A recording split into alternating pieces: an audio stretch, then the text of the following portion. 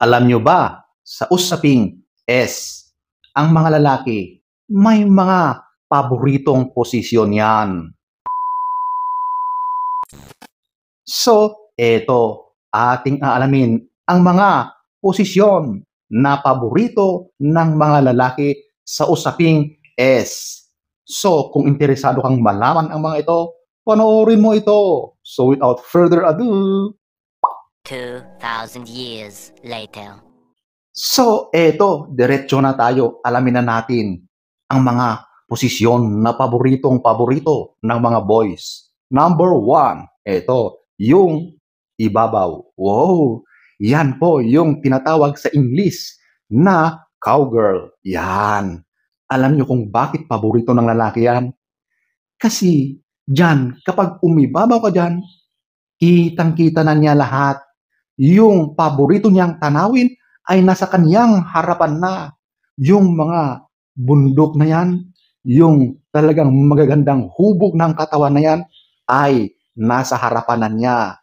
At eto pa, nakikita niya ang reaksyon ng iyong mukha habang ikaw ay humahagod dyan sa ibabaw.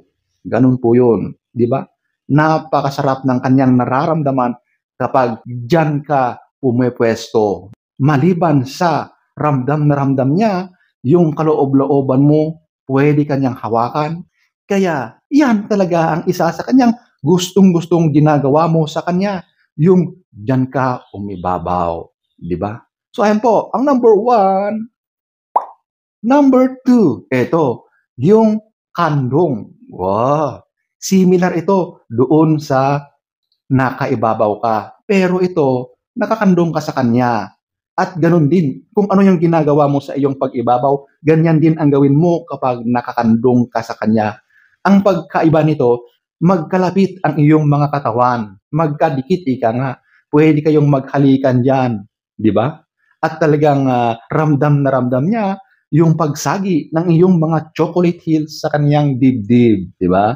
At kapag nanggigigil siya lalo, mahahalikan ka niya sa lips. Ganun po yun. Tsaka yung mga tanawin dyan, talagang nasa harapan na niya, malapit na sa kanyang mukha.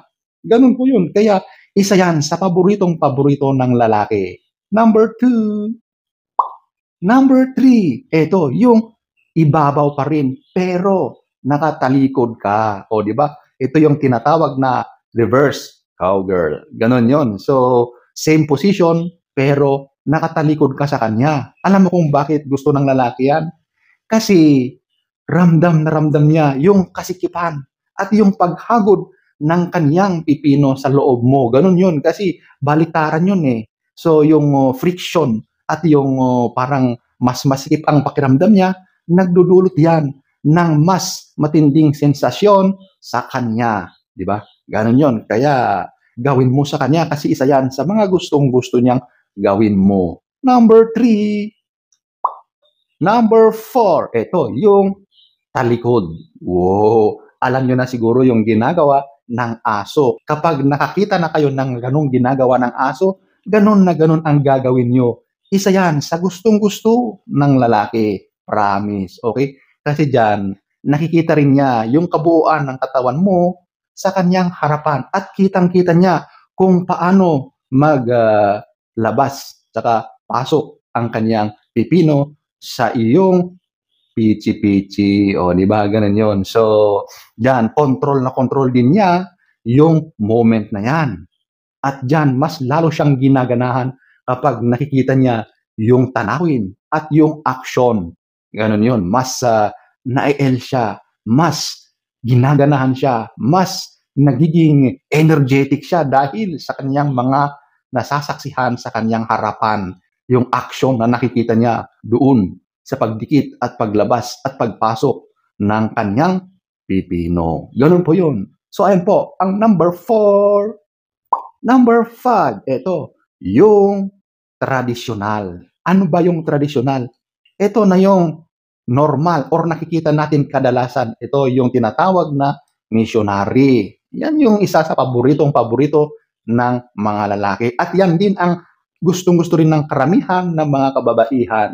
Ito yung normal na alam natin lahat. Yung nakaibabaw ang lalaki at nasa ilalim ang babae. Diyan kasi talagang magkadikit na magkadikit ang mga katawan nyo dyan. Pwede kayong naghahalikan habang nasa action kayo, di ba? Kaya nga minsan, talagang may nakakagat yung babae dyan kapag siya na ay nanggigigil. At ganun din sa lalaki kasi sobrang dikit na ang katawan nyo dyan. Dahil nga sa magkadikit, mas ramdam na ramdam ng bawat isa yung init ng mga katawan. Kaya mas nagbibigay pa yan ng L sa bawat isa, o di ba? Kaya ito ang isa sa paborito ng mga boys dahil sa mga ganyang mga pwedeng maranasan ng bawat isa kapag nasa ganyang position. O, di ba? So, ayan po, ang number 5. Number 6. Ito, yung baliktaran. Wow! Ito na siguro yung isa sa madalas ginagawa ng magkapareha kapag kayo ay nagpapainit muna. Kasi hindi pa ito yung main action eh. Ito muna yung pampagana pa ito, pampagana muna bago doon sa main course, di ba? So, diyan sa baliktaran na yan, yun po yung literal na kinakain nyo ang bawat isa. Napakasarap ng feeling kapag ganun, di ba? Sa lalaki at sa babae. Siguradong gustong-gusto nyong dalawa ang mga ganyang mga posisyon, di ba? So, ayan po, ang number 6. Number 7. Ito naman yung nakaluhod. Ano ba yung nakaluhod? Iyan po, yung ikaw ay nakaluhod sa kanyang harapan. At talagang nandun ka, very busy ka na dyan. At siya naman ay ninanamnam yung mga ginagawa mo. Ito yung position na isang pampagana rin na bilang babae ay talagang nilalaro mo yung kanyang pipino para mas gaganahan siya, para mas mag-iinit ang nararamdaman ng lalaki, di ba? So ikaw, talagang gagawin mo ang lahat sa pagkain doon sa baba.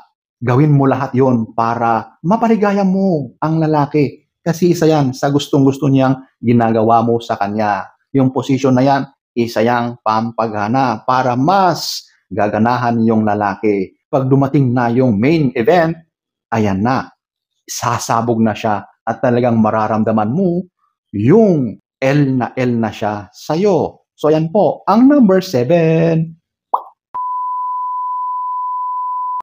So ayan po ang mga posisyon na paborito ng mga boys. Bago nyo gawin ang mga ganyan, dapat kusang gusto ng bawat isa na walang napipilitan sa mga gagawin nyo. Kasi kapag may napipilitan, hindi magiging masaya ang inyong mga ginagawa. O, di ba? So, dapat nagkakasundo kayong dalawa dyan. So, sana ay nagustuhan nyo ang ating topic for today. Next story time, don't forget to subscribe.